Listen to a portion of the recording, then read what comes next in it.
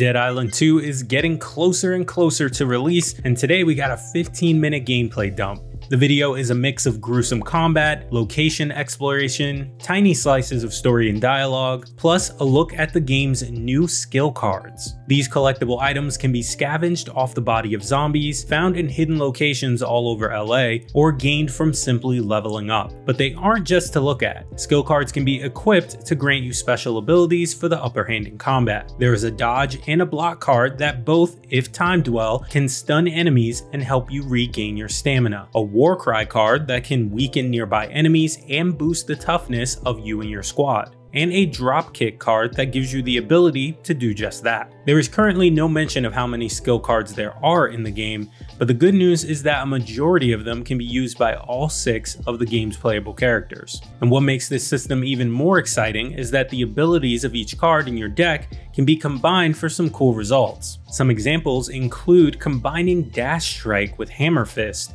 or Ground Pound with Flare Up and Quake. Dead Island 2 releases April 21st, and 1 week later we're getting Star Wars Jedi Survivor. What an awesome month. And even though the Fallen Order sequel hasn't been released yet, the game's director, Stig Asmussen, has already expressed his desire to make the game franchise a trilogy. Asmussen told IGN, quote, "We had a pretty decent idea of the time frame we wanted Survivor to take place, what the stakes were going to be, what the tone of the game was going to be, what Cal was going to be up against, and how the crew was going to factor into that. And there's ideas of what we can do beyond that as well." Jeff Grubb of GameSpot's sister site Giant Bomb added on Twitter that, quote, "The assumption among the team I've heard is that as long as Survivor does fine, they will begin working on another Jedi game," end quote. And in my opinion, that means the third game is definitely happening. The first game did well commercially and critically, and Survivor is releasing a whole 2 weeks ahead of Legend of Zelda Tears of the Kingdom. So even if those audiences overlap, and they do in my case,